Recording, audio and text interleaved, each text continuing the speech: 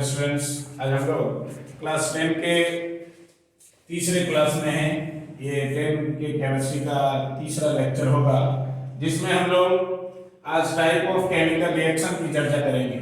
हम लोगों के सिलेबस में क्लास 10 में 5 तरह के केमिकल रिएक्शन को पढ़ने हैं। पहला कॉम्बिनेशन रिएक्शन है, दूसरा डिकम्पोजिशन रिएक्शन है, तीसरा डिस्प्लेसमेंट, चौथा डबल डिस्प्लेसमेंट और पांचवा ऑक्सीडेशन रिडक्शन रिएक्शन। अब देखिए, आप इस 5 के अलावे भी सुनते होंगे, जैसे प्रेसिपिटेशन रिएक्शन है या न्यूट्रलाइजेशन रिएक्शन है। इस तरह के रिएक्शन को भी आप जरूर सुनते होंगे, लेकिन वो रिएक्शन सभी इसी के अंतर्गत मैं आप लोगों को बता दूंगा। इसी 5 में जैसे डबल डिस्प्लेसमेंट जब हम लोग पढ़ेंगे, उसी में न्यूट्रलाइजेशन और प्रेसिपिटेशन जैसे रिएक्शन की भी चर्चा मैं करूंगा। तो इस 5 तरह के रिएक्शन को हम लोग को डिटेल में पढ़ने हैं। हम लोग एक एक करके रिएक्शन को देखते हैं। सबसे पहला हम लोग कॉम्बिनेशन रिएक्शन को देखते हैं। कॉम्बिनेशन, कंबाइन वर्ड का मतलब होता है बच्चों जुड़ना, दो का आपस में जुड़ जाना। कंबाइन वर्ड एक इंग्लिश वर्ड है जिसका मतलब होता है जुड़ना। तो कॉम्बिनेशन क्या है? तो मैंने बोर्ड पर लिखा भी है कि two or more substances combine together to form a new substance. दो या दो से अधिक तरह के पदार्थ आपस में जुड़कर एक नए पदार्थ का निर्माण करे तो उसको हम लोग कहते हैं कॉम्बिनेशन रिएक्शन।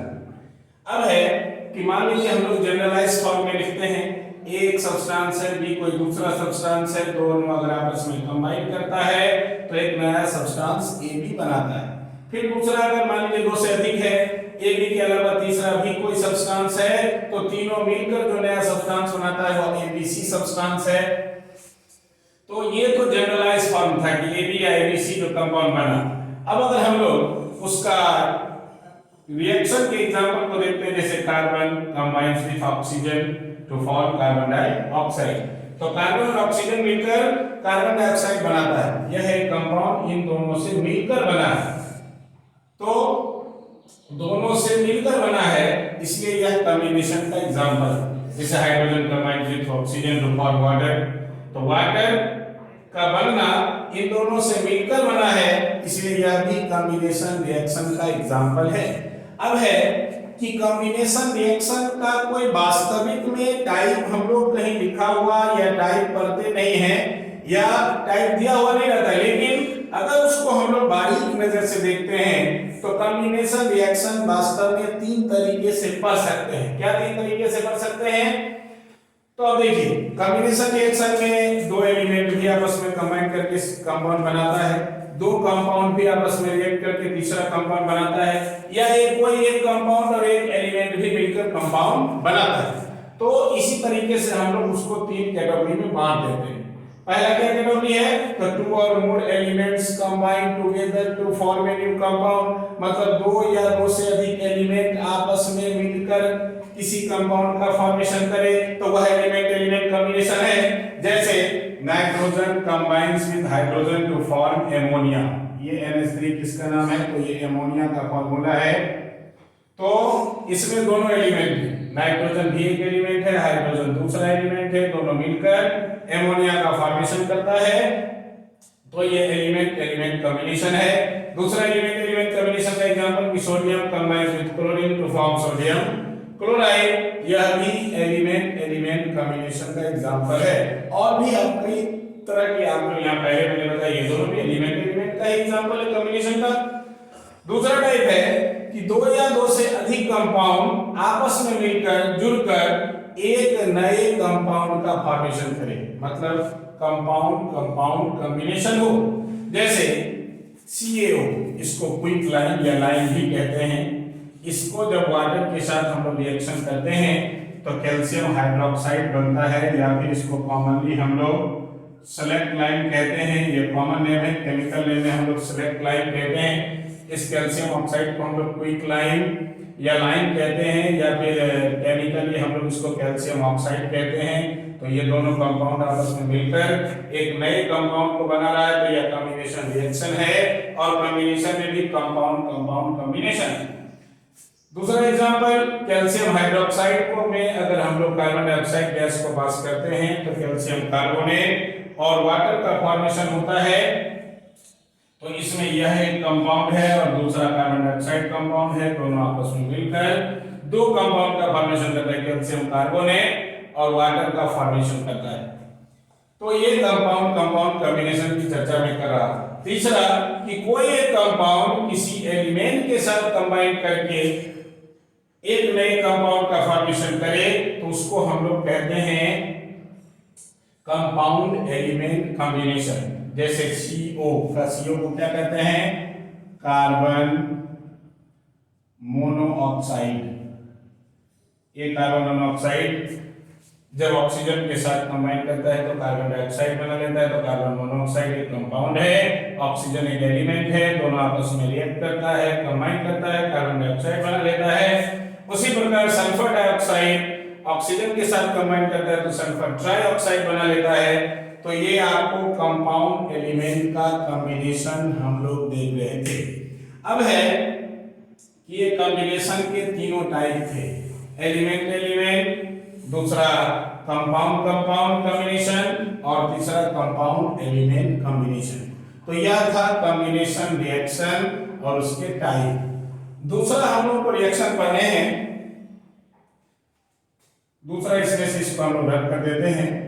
दूसरा हम लोगों को पढ़ना है डीकंपोजिशन रिएक्शन। डीकंपोजिशन रिएक्शन आपको बच्चों देखिए, एक अभी हम लोग पढ़ रहे थे कॉम्बिनेशन और दूसरा पढ़ेंगे डीकंपोजिशन। तो decomposition is just the opposite of combination, ऐसा कहा जाता है कि डीकंपोजिशन जो है वह कॉम्बिनेशन का ठीक विपरीत है। कैसे? तो कॉम्बिनेशन का मतलब था जुड़ना, दो या दो पदार्थ आपस में जुड़कर एक नए पदार्थ का निर्माण करते हैं। डीकंपोजिशन में हम लोग क्या पढ़ेंगे कि कोई एक सब्सटेंस स्प्लिट हो जाए, ब्रेक हो जाए दो या दो से अधिक सिंपलर सब्सटेंसेस में, तो उसको डीकंपोजिशन कहते हैं। तो कॉम्बिनेशन में जुड़ना जो हम लोगों ने देखा, और डीकंपोजिशन में किसी एक कंपाउंड का टूटना, इसको हम लोग डीकंपोजिशन कहते हैं। तो हम लोग डीकंपोजिशन रिएक्शन में क्या सब लिख सकते हैं? डीकंपोजिशन रिएक्शन, डीकंपोजिशन रिएक्शन में हम लोग क्या लिख सकते हैं कि एक कंपाउंड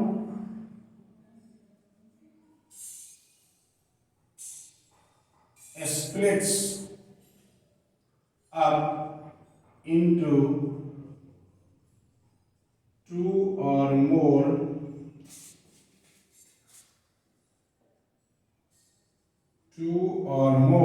simpler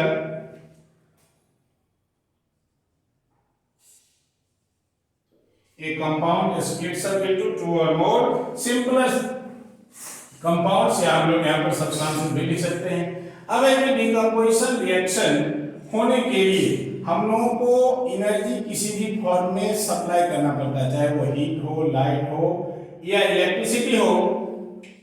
अब उस एनर्जी का क्या काम है? मैंने क्या कहा सबसे पहले डीकंपोजिशन में, आप समझिए कि मैंने कहा डीकंपोजिशन कॉम्बिनेशन का जस्ट अपोजिट है। कॉम्बिनेशन में दो या दो से अधिक सब्सटेंस आपस में मिलकर एक तीसरा सब्सटेंस बनाते थे। इसमें कोई कंपाउंड टूटकर, स्प्लिट होकर, ब्रेक होकर, डिकम्पोज होकर दो या दो से अधिक सिंपलर कंपाउंड या सिंपलर सब्सटेंसेस का फॉर्मेशन कर सकता है। हम लोग यहाँ कंपाउंड्स भी लिख सकते हैं और सब्सटेंसेस भी लिख सकते हैं। नहीं, अब मैंने क्या कहा कि ये सब जो रिएक्शन होता है, this reaction is carried out, ये रिएक्शन होता है, घटित होता है। कैसे होता है कैरीड आउट? तो बाय अप्लाइंग हीट, लाइट और electricity. This reaction is carried out by applying heat, light और इलेक्ट्रिसिटी। या तो एनर्जी हम लोग प्रोवाइड करें किस फॉर्म में? हीट के फॉर्म में, लाइट के फॉर्म में या इलेक्ट्रिसिटी के फॉर्म में। लाइट मतलब सनलाइट या बल्ब लाइट, हीट तो समझते ही हम लोग, और या तीसरा इलेक्ट्रिसिटी के फॉर्म। अब है कि ये जो हम लोग एनर्जी देते हैं हीट, लाइट या इलेक्ट्रिसिटी जो हम लोग देते हैं तो ये क्या करता है, हीट, लाइट और electricity provide energy, provide energy किस चीज के लिए ऊर्जा देता है, provide energy to break a compound into two or more, provide energy to break a compound into two or more simpler substances। मतलब यह रिएक्शन कब होगा, तो यह रिएक्शन आपको हम लोगों को एनर्जी देना पड़ेगा। एनर्जी किस रूप में, तो हीट, लाइट या इलेक्ट्रिसिटी के रूप में। हीट, लाइट और इलेक्ट्रिसिटी जो देंगे वह उस कंपाउंड को दो या दो से अधिक सिंपल सब्सटेंसेस में ब्रेक करेगा। अब इस तीनों एनर्जी को देने के आधार पर, ये जो तीन फॉर्म में हम लोग एनर्जी देते हैं, इसको देने के आधार पर तीन तरह का डिकम्पोजिशन होता है। पहला डिकम्पोजिशन होता है एनर्जी देने के आधार पर thermal decomposition. Thermal decomposition, thermal मतलब हीट। देखिए मैंने क्या कहा कि इस एनर्जी देने के आधार पर डिकम्पोजिशन रिएक्शन तीन तरह का होता है।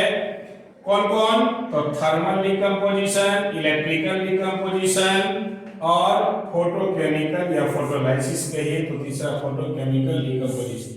पहला मैंने कहा थर्मल डिकम्पोजिशन, मतलब when a decomposition reaction is carried out in the presence of heat और by applying heat, that is called thermal decomposition reaction. जैसे एग्जांपल में मैं लिखता हूं थर्मल डिकम्पोजिशन में कि पोटेशियम क्लोरेट को अगर हीट किया जाए तो पोटेशियम क्लोराइड और ऑक्सीजन का फॉर्मेशन करता है। अब देखिए पोटेशियम क्लोराइड को अगर हम लोग हीट करते हैं तो पोटेशियम, इसका क्या नाम है, पोटेशियम क्लोरेट, क्लोरेट, इसको अगर हम लोग हीट करते हैं तो पोटेशियम क्लोराइड और ऑक्सीजन का फॉर्मेशन होता है। देखिए यह एक कंपाउंड है जो हीट करने पर दो खंड में टूट रहा है, एक पोटेशियम क्लोराइड और दूसरा ऑक्सीजन गैस रिलीज हो रहा है। तो इस, अब देखिए जब भी हम लोग कोई इक्वेशन लिखें उसको में हमेशा हम लोग बैलेंस फॉर्म में लिखें। मैंने उस पिछले क्लास सब में बैलेंसिंग का चर्चा किया था। तो पोटेशियम क्लोराइड को हीट करते हैं तो पोटेशियम क्लोराइड और ऑक्सीजन, चूंकि हीट के प्रेजेंस में हो रहा है तो इसका एग्जांपल है थर्मल डिकम्पोजिशन का एग्जांपल। और भी दूसरा एग्जांपल हम लोग देखते हैं जैसे फेरस सल्फेट। फेरस सल्फेट को अगर हम लोग हीट करते हैं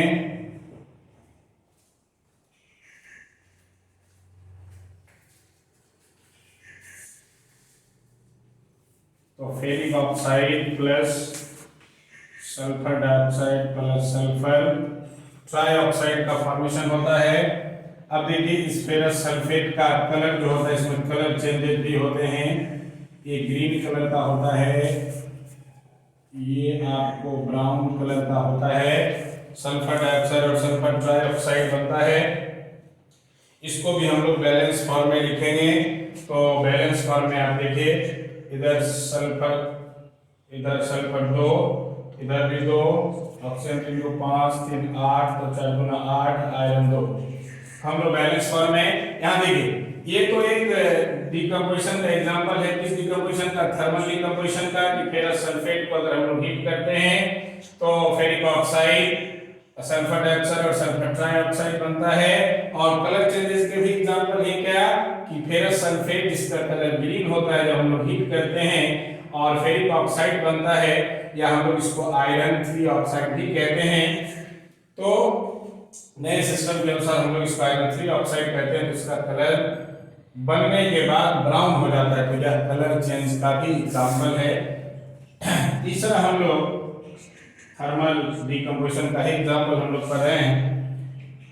लेड नाइट्रेट, इसका नाम है लेड नाइट्रेट, जिसका कलर बच्चों क्या होता है, तो लेड नाइट्रेट का कलर आपको, इसका कोई कलर नहीं होता है, ये कलरलेस होता है। और इसको जब हम लोग हीट करते हैं तो lead monoxide plus nitrogen dioxide और प्लस ऑक्सीजन का फॉर्मेशन करता है। अब देखिए इसका क्या नाम है, तो ये लेड मोनोऑक्साइड है और ये नाइट्रोजन डाइऑक्साइड है, ये नाइट्रोजन डाइऑक्साइड है जो रिलीज होता है आपको ब्राउन फ्यूम्स के रूप में, फ्यूम मतलब धुएं की तरह, उस रूप में आपको नाइट्रोजन डाइऑक्साइड इस रिएक्शन में रिलीज होता है ब्राउन फ्यूम्स के रूप में। इसका कलर येलो होता है, किसका, लेड मोनोऑक्साइड का, और इसको हम लोग बैलेंस भी कर देंगे, लेड नाइट्रेट को हम लोग बैलेंस भी कर देंगे।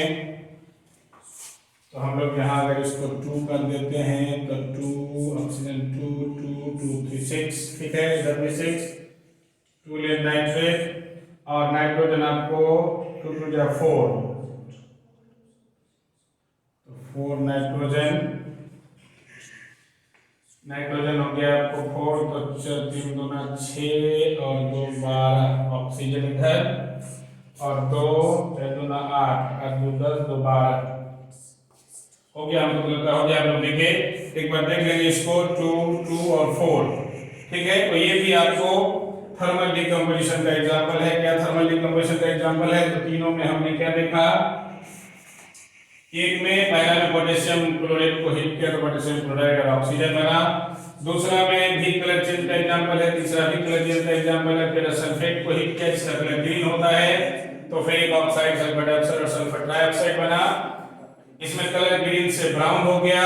और इसमें देखिए कि लेड नाइट्रेट जिसका कलर कलरलेस होता है, अपना कोई कलर नहीं होता है, जब उसको हीट करते हैं तो लेड मोनोऑक्साइड बनता है, उसका कलर येलो हो जाता है और ये ऑक्सीजन गैस के रूप में रिलीज होता है और नाइट्रोजन डाइऑक्साइड जो निकलता है वह ब्राउन फिल्म्स के रूप में निकलता है। तो यह आपको तीनों थर्मल डिकम्पोजिशन का एग्जांपल है। अब होता है, ये तो हीट के प्रेजेंस में डिकम्पोजिशन रिएक्शन था। दूसरा होता है थर्मल के बाद इलेक्ट्रिकल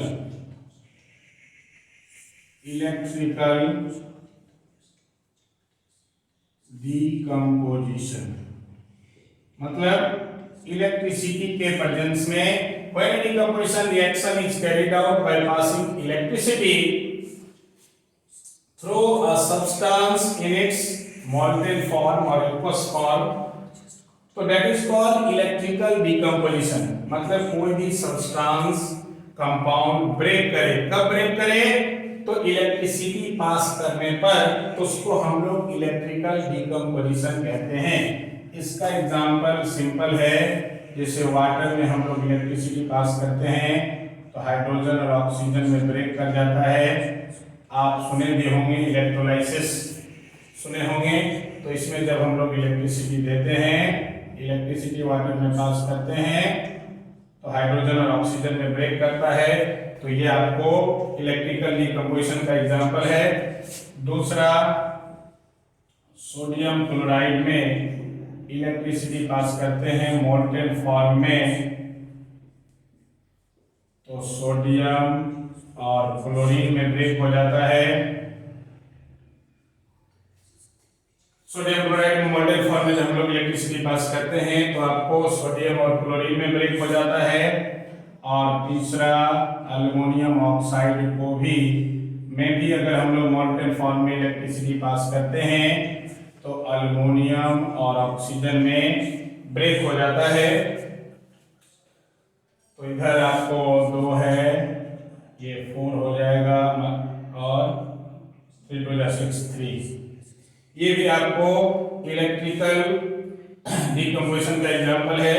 हम लोग एल्युमिनियम ऑक्साइड में भी मोल्टेन फॉर्म में अगर हम लोग इलेक्ट्रिसिटी पास करेंगे तो क्या होगा, आपको अल्युमिनियम ऑक्साइड अल्युमिनियम और ऑक्सीजन में ब्रेक हो जाता है। तो इस तीनों एग्जांपल में हम लोगों ने क्या देखा कि इलेक्ट्रिसिटी के पास करने पर चूंकि डिकम्पोज हो रहा है इसलिए हम लोग इसको इलेक्ट्रिकल डिकम्पोजिशन रिएक्शन कहते हैं। अब तीसरा और आखिरी मैं आपको बताता हूं क्या चीज, तो फोटोकेमिकल डिकम्पोजिशन या फोटोलाइसिस भी उसको कहते हैं। तीसरा फोटो केमिकल डिकम्पोजिशन या फोटोलाइसिस भी कहते हैं। फोटो मीन्स लाइट, मतलब when a decomposition reaction is carried out in the presence of light, light may be sunlight or burn light, that is called photolysis or photochemical decomposition। तो इसमें दो famous example हैं, एक silver chloride को अगर हम लोग लाइट देते हैं सनलाइट में या बर्न लाइट के प्रेजेंस में रख देते हैं तो सिल्वर प्लस क्लोरीन में ब्रेक हो जाता है, क्लोरीन गैस के रूप में रिलीज हो जाता है और ये ग्रे कलर का सब्सटेंस बन जाता है और इसका कलर आपको व्हाइट होता है सिल्वर क्लोराइड का। और दूसरा सिल्वर ब्रोमाइड, इसका भी कलर आपको व्हाइट ही होता है। इसमें भी अगर हम लोग लाइट के प्रेजेंस में देते हैं तो ये सिल्वर प्लस ब्रोमीन में ब्रेक हो जाता है। ये भी आपको दोनों व्हाइट कलर का होता है, इसमें भी सिल्वर आपको ग्रे सब्सटेंस के रूप में बन जाता है और ब्रोमीन आपको रिलीज हो जाता है। तो ये आपको सिल्वर क्लोराइड और सिल्वर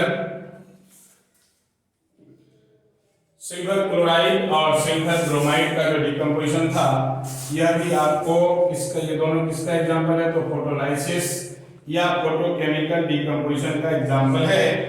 दोनों का अपना कलर जो होता है इसको बैलेंस भी कर दीजिए, इधर दो क्लोरीन है दो इधर कर दीजिए, इधर भी दो और दोनों तरफ बैलेंस। हमेशा देखिए एक बच्चों एक बात का ध्यान रखना है कि जब भी हम लोग कोई केमिकल रिएक्शन लिखें तो उसको हम लोग बैलेंस फॉर्म में लिखें। तो हम लोगों ने तीन तरह का डिकम्पोजिशन देखा। पहला थर्मल डिकम्पोजिशन, जब हीट के प्रेजेंस में हो तो थर्मल डिकम्पोजिशन। इलेक्ट्रिसिटी पास करने पर जब डिकम्पोजिशन रिएक्शन हो तो इलेक्ट्रिकल डिकम्पोजिशन। और तीसरा जब लाइट मतलब बर्नलाइट या सनलाइट के प्रेजेंस में जब डिकम्पोजिशन रिएक्शन हो तो उसको हम लोग सिल्वर क्लोराइड और सिल्वर ब्रोमाइड इस तरह के कंपाउंड जिसको सनलाइट या बर्नलाइट के प्रेजेंस में रखा जाए तो सिल्वर क्लोराइड सिल्वर और क्लोरीन में ब्रेक होता है और सिल्वर ब्रोमाइड सिल्वर और ब्रोमीन में ब्रेक होता है। और इस दोनों रिएक्शन को बच्चों हमेशा इसको ध्यान में रखना है कि सिल्वर क्लोराइड और सिल्वर ब्रोमाइड का डिकम्पोजिशन रिएक्शन जो है ये आपको फोटोग्राफी में भी यूज होता है, ब्लैक एंड व्हाइट फोटोग्राफी। अभी का जो सिनेमा ये कलर वीडियोग्राफी होती है, पहले जो होता था वो ब्लैक एंड व्हाइट वीडियोग्राफी होता था बस। और ब्लैक एंड व्हाइट वीडियोग्राफी में आपको इसी का यूज किया जाता है, ब्लैक एंड व्हाइट फोटोग्राफी में। किसको, तो सिल्वर क्लोराइड और सिल्वर ब्रोमाइड के डिकम्पोजिशन को ही ब्लैक एंड व्हाइट फोटोग्राफी में यूज किया जाता है। इस दोनों रिएक्शन का यूज है, आपको याद रखना है, ब्लैक एंड व्हाइट फोटोग्राफी।